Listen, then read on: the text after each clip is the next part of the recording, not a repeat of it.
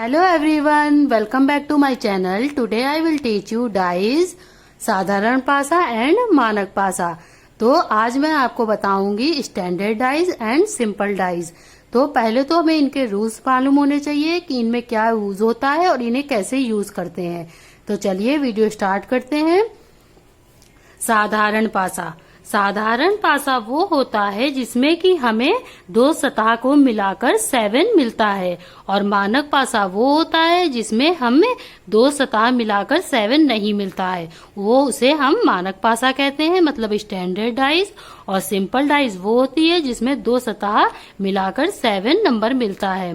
तो चलिए मैं आपको इनके रूल्स बताती हूँ। तो वीडियो स्टार्ट करने से पहले प्लीज मैं एक रिक्वेस्ट करना चाहती हूँ, चैनल को सब्सक्राइब करें, लाइक करें एंड शेयर करें। तो साधारण पासा, पहले हम साधारण पासा पढ़ेंगे, फिर मानक पासा पढ़ेंगे। साधारण पासा वो होता है जिनके दो सतह मेल होकर जिसमें 7 बनता है। जैसे यहाँ पे 4 है, 5 है एंड 2 है। अगर हम इस 5 को 2 से प्लस कर देंगे तो क्या हो जाएगा, हमको 7 नंबर मिलेगा। जैसे 5 + 2 = 7। और इसमें देखते हैं दूसरी डाइज में कैसे है। यहाँ पे 3 है, यहाँ पे 6 है, यहाँ पे 3 है। अगर हम 6 और 3 को प्लस कर देंगे तो ये हमारा 9 हो जाएगा, मतलब ये गलत हो जाएगा। अगर हम 6 को 1 से प्लस कर दें तो क्या आएगा, 7 आएगा। 6 + 1 = 7। तो हमारा ये सिंपल डाइज होगा। तो सिंपल डाइज में कैसे होता है, जैसे कि अगर कभी आपको एग्जाम्पल में दे दिया जाए कि 2 क्या होगा, जैसे यहाँ पे 2 है और पूछा जाए 2 के अपोजिट क्या होगा, तो 2 के अपोजिट वो होगा जो नंबर इसमें नहीं दिख रहा होगा। इस डाइज में जो भी नंबर नहीं दिख रहा होगा वो हमारा 2 के अपोजिट होगा। जैसे 2 के अपोजिट यहाँ पे 2 है, 1 नहीं है, तो यहाँ पे 1 होगा। यहाँ पे 4 है, 3 नहीं है, तो यहाँ पे ये 3 होगा। 3 के अपोजिट भी हो सकता है।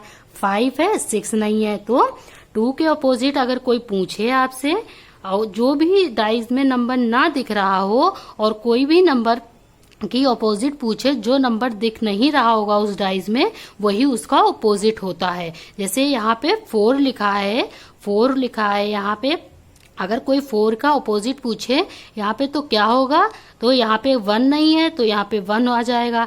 3 नहीं है तो 3 आ जाएगा। 6 नहीं है तो 6, 4 का अपोजिट 6, 1, 3 हो जाएगा। ऐसे ही 1, 3, 6, 2 का हो जाएगा। तो ये हमारे ऐसे ही आ जाते हैं। अगर 6 का कोई पूछे तो क्या होगा, जो भी नंबर यहाँ पे दिख रहे हैं, जैसे यहाँ पे 6 है तो यहाँ पे कौन सा नंबर नहीं दिख रहा है, 2 नहीं दिख रहा। 1 है मगर 2 नहीं है तो यहाँ पे 2 आ जाएगा 6 के अपोजिट। 4 है, यहाँ पे 4 नहीं है तो ये 4। यहाँ पे 5 नहीं है तो ये 5। मतलब जो भी नंबर डाइज में नहीं दिख रहे हैं वही उसके अपोजिट हो जाएंगे। तो ये हमारा क्या होता है, सिंपल डाइज। अब मैं आपको बताऊंगी मानक पासा, मतलब स्टैंडर्ड डाइज। इसमें क्या होता है, इसमें होता है कि इसमें दो सतह मिलकर 7 नहीं बनाते हैं, और सिंपल डाइज में दो सतह मिलकर 7 बनाते हैं।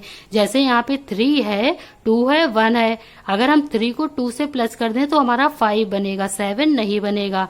यहाँ पे 6 है, यहाँ पे 4 है, 5 है, तो अगर हम 6 + 4 कर दें तो हमारा 10 आ जाएगा। तो मतलब यहाँ पे 7 नहीं बन रहा है। मानक पासा में हमको 7 बनाना पड़ता है। जैसे कि 1 में अगर हम 6 प्लस कर देंगे तो हमारा क्या बन जाएगा, 7। तो ये हमारा मानक पासा हो जाएगा। जैसे यहाँ पे 2 है, अगर 2 में हम 5 प्लस कर दें तो यहाँ पे 7 हो जाएगा। जैसे यहाँ पे 3 है, 3 में अगर हम 4 प्लस कर दें तो 7 आ जाएगा। तो ये हमारा मानक पासा होगा। तो ऐसे ही ये सिंपल डाइज और स्टैंडर्ड डाइज के रूल्स होते हैं कि सिंपल डाइज में 7 बनता है दो सतह मिल करके, और मानक पासा में दो सतह मिलकर 7 नहीं बनाती हैं, तो वो हमारा मानक पासा होता है। तो चलिए अब मैं इनके कुछ क्वेश्चंस बताती हूँ आपको, जिससे आपको बहुत ही इजीली समझ में आए। तो वीडियो अगर अच्छी लगती हो प्लीज लाइक करते रहिएगा एंड शेयर करते रहिएगा। तो पहला क्वेश्चन हमारा ये है, नीचे एक पासे की स्थिति दी हुई है, अंक 2 के विपरीत सतह पर कौन सा अंक होगा। मतलब हमें 2 के विपरीत सतह का अंक बताना है, यहाँ पे क्या होगा। तो पहले तो हमें ये डाइज देखनी होगी कि ये सिंपल डाइज है क्या स्टैंडर्ड डाइज है। सिंपल डाइज में 7 बनता है 2 सतह मिलाकर, और मानक पासा में 2 सतह मिला के 7 नहीं बनता है। तो यहाँ पे क्या है, 3 है, 5 है, 2 है। तो पहले तो देखते हैं क्या 3 और 5 मिला के 7 होगा। नहीं, ये गलत होगा। क्या 5 और 2 मिला के 7 होगा। अगर हम 5 + 2 कर दें तो ये हमारा 7 होगा। मतलब ये सिंपल डाइज है। तो मैंने अभी आपको ऊपर बताया था कि अगर 2 सतह मिला के 7 हो जाए तो वो सिंपल डाइज होती है। और जो नंबर अगर ऑपोजिट पूछा है 2 का, तो जो नंबर इसमें नहीं दिख रहा होगा तो वही इसका आंसर होगा। मतलब यहाँ पे 2 है मगर 1 नहीं है, 5 है तो 6 नहीं है, 3 है तो 4 नहीं है। तो मतलब इसका आंसर होगा 164। या भी ये ऑप्शन में आप देखिए किसमें 164 है, तो वही हमारा करेक्ट आंसर होगा। ऑप्शन ए में हमारा 16 है, मतलब ये गलत है। ऑप्शन बी में हमारा 146, मतलब यहाँ पे 164 आ रहा है, तो ये हमारा करेक्ट आंसर होगा। आंसर बी हमारा करेक्ट आंसर होगा। तो चलिए मैं दूसरा क्वेश्चन बताती हूँ आपको। दूसरा क्वेश्चन कैसे करना है हमें। दूसरा क्वेश्चन है हमारा, नीचे एक पासे की स्थिति दी हुई है, अंक 4 के विपरीत सतह पर कौन सा अंक होगा। मतलब हमको 4 के विपरीत अंक बताना है। तो कैसे बताएंगे, चलिए मैं आपको बताती हूँ। तो पहले भी हमको इसमें भी हमको देखना होगा ये मानक पासा है या साधारण पासा है। तो इसमें देखते हैं क्या 7 बन रहा है। 5 + 4 = 9। तो मतलब यहाँ 7 नहीं बन रहा है। अगर 5 में हम 1 मिला देंगे तो भी ये 6 ही होगा, 7 नहीं होगा। मतलब ये मानक पासा है। मानक पासा में हमें क्या करना पड़ता है, मैंने आपको बताया था अभी। मानक पासा में होता है कि 2 सतह मिलाकर 7 नहीं बनता, इसमें हमें 7 बनाना पड़ता है। मतलब अगर हम 4 में कितना प्लस कर दें तो जो हमारा 7 बन जाएगा, 4 + 3 = 7। अगर हम 4 में 3 मिला देंगे तो हमारा आंसर क्या हो जाएगा, 7 हो जाएगा। तो मतलब 7 हो गया। तो हमें बताना है 4 के ऑपोजिट। 4 के ऑपोजिट हम कैसे बताएंगे, मैंने अभी आपको बताया था कि जो नंबर इसमें नहीं दिख रहा होगा वही हमारा करेक्ट आंसर होगा। तो जैसे यहाँ पे क्या है, 1 है, 5 है, 4 है। तो हम इसे कैसे बताएंगे, 4 के ऑपोजिट हमारा 3 होना चाहिए था, मगर 3 नहीं है यहाँ पे, क्योंकि 4 में प्लस किया है हमने 3। तो मतलब 4 के ऑपोजिट 3 होना चाहिए। 3 हमारा ऑप्शन ए में है, तो मतलब ऑप्शन ए हमारा करेक्ट आंसर होगा। तो अब नेक्स्ट क्वेश्चन देखते हैं। नेक्स्ट क्वेश्चन में हमें कैसे करना होगा। नेक्स्ट क्वेश्चन है हमारा, नीचे एक पासे की 2 स्थितियां दी हुई हैं, 2 के विपरीत सतह पर कौन सा अंक होगा। ये पहले मैंने आपको सिंगल डाइज वाले क्वेश्चन बताए, अब हम 2 डाइज वाले क्वेश्चन देखेंगे। तो हमें क्या बताना है, 2 के विपरीत सतह पे। तो पहले हम इनमें से देखेंगे इसमें से 2 कौन सी डाइज में है। तो इसमें तो 2 है नहीं, तो मतलब ये गलती होगा। हमें इसमें पता करना होगा। जैसे 2 के विपरीत पूछा है तो 2 यहाँ पे है हमारा। तो हम कैसे करेंगे, ऑप्शन से देखते हैं पहले क्या होता है। तो जैसे इसमें बताया गया है 2 के विपरीत हमें बताना है। तो मैंने बताया था आपको कि अगर ऑप्शन पूछे, जैसे यहाँ पे 2 है तो इसके विपरीत पूछे, तो इसमें जो भी डाइज में नहीं दिख रहा होगा वही हमारा करेक्ट आंसर होगा। तो इसमें कौन से नंबर नहीं दिख रहे हैं, 1 नहीं दिख रहा है, 4 है मगर 3 नहीं दिख रहा है, 3 नहीं दिख रहा है, और 6 है, 5 नहीं दिख रहा है। तो हमारा कौन सा होगा, 1, 3, 5। ये जो भी ऑप्शन में होगा वही हमारा करेक्ट आंसर होगा। तो ऑप्शन ए में 5 है, बी में 4, 5, 6, मतलब ये गलत है, ये भी गलत है, 3 ये भी गलत है। ऑप्शन डी हमारा करेक्ट आंसर होगा। इसमें 1, 3, 5 तीनों ही हैं, तो मतलब option D is correct answer. चलिए नेक्स्ट क्वेश्चन देखते हैं। नेक्स्ट क्वेश्चन हमारा दिया है, नीचे एक पासे के दो विपरीत को दर्शाया गया है, इस पासे में 3 के विपरीत फलक पर कौन सा अंक होगा। मतलब इसमें हमें 3 के विपरीत पूछा गया है, तो इसे हम कैसे करेंगे। यहाँ पे जैसे तो पहले तो ये हमने कॉमन वाले देखे हैं, इधर मैंने सिंगल वाले बताए थे आपको, मानक पासा और साधारण पासा। इसमें हम देखेंगे कॉमन साइड वाले, जो 2 नंबर कॉमन होंगे हर डाइज में। तो इसमें कौन कौन सा नंबर कॉमन है, यहाँ पे 1 है, यहाँ पे 1 है, मतलब ये दोनों में डाइज में एक एक नंबर कॉमन है। तो इसे हम कैसे करेंगे, तो इसे हम क्लॉकवाइज घुमा देते हैं। जैसे इसको इधर से घुमा देंगे, इसको भी हम इधर से घुमा देंगे, इसे हम क्लॉकवाइज घुमा देंगे। तो चलिए देखते हैं, 1 के बाद यहाँ पे क्या है 5 लिख देंगे। 5 के बाद क्या है 3, 1 5 3। और इसमें क्या है 1 के बाद 4 है, 4 के बाद 2 है। जैसे 1 4 2, तो 1 4 2 इधर लिखेंगे। 1 के बाद क्या है 5 3, मतलब 1 5 3। तो ऐसे हमने लिख दिया।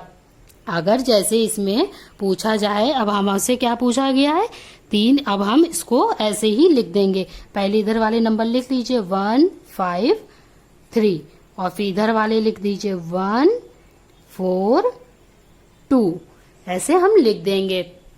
जैसे अब देखिए, अब साफ दिखेगा आपको 1 5 3, ये वाले 1 को हमने क्लॉकवाइज घुमाया 1 से, तो क्या आया 1 5 3। तो यहाँ पे हमने लिखा 1 5 3। फिर इस वाली डाइस से भी हमने क्लॉकवाइज घुमाया 1 4 2, मतलब 1 4 2। और हमसे पूछा क्या आंसर गया है 3 के ऑपोजिट, तो 3 के ऑपोजिट क्या है 2। तो हमारा करेक्ट आंसर क्या होगा, ऑप्शन सी 2।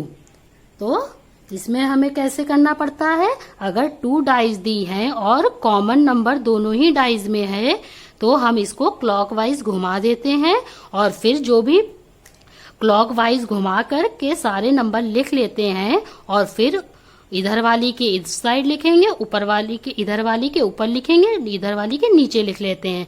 तो फिर जो भी नंबर अगर आपसे पूछा है 3 पूछा है, तो 3 के अपोजिट 2 है।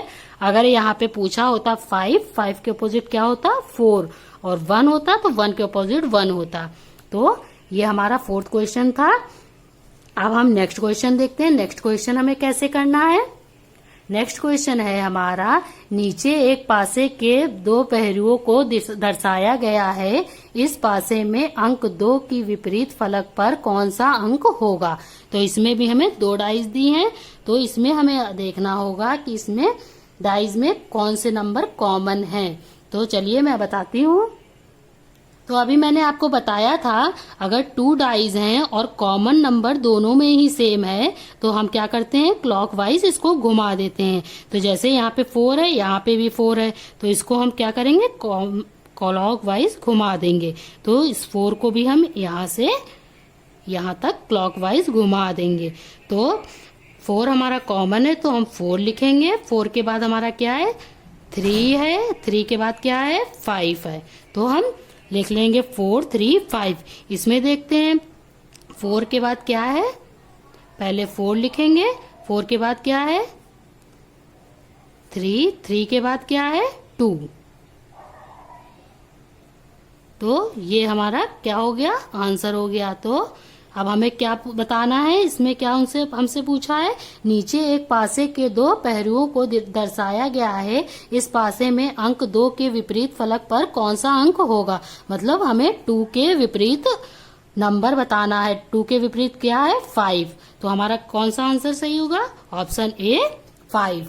तो अगर हमसे 3 का पूछता तो 3 होता, 4 का पूछता तो 4 होता, पूछा किसका गया है 2 का, तो 2 का क्या है 5। तो हमारा आंसर क्या है 5। चलिए अब नेक्स्ट क्वेश्चन देखते हैं। नेक्स्ट क्वेश्चन में हमें दिया है, नीचे एक पासे के 3 पहलुओं को दर्शाया गया है, पासे में अंक 3 के विपरीत फलक पर कौन सा अंक होगा। तो हमें 3 के विपरीत फलक पर कौन सा अंक होगा ये बताना है।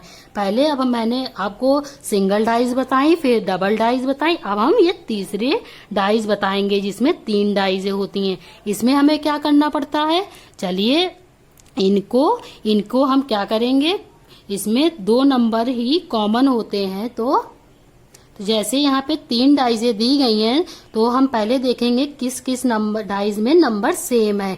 जो भी नंबर अगर 2 डाइज में सेम होंगे 2 नंबर तो वो हमारा नहीं बनेगा। जैसे फर्स्ट डाइज में 3 and 1 और इसमें लास्ट में थर्ड वाले में 3 and 1, इन दोनों में कॉमन नंबर है। इसमें भी 3 है, इसमें भी 3 है, इसमें भी 1 है, इसमें भी 1 है। तो मतलब ये दोनों एक साथ नहीं बन सकती हैं। या तो हम इन दोनों को बनाएंगे या तो हम इन दोनों को बनाएंगे। तो हम ये वाले बनाएंगे क्योंकि इसमें अलग नंबर है, इसमें अलग नंबर है।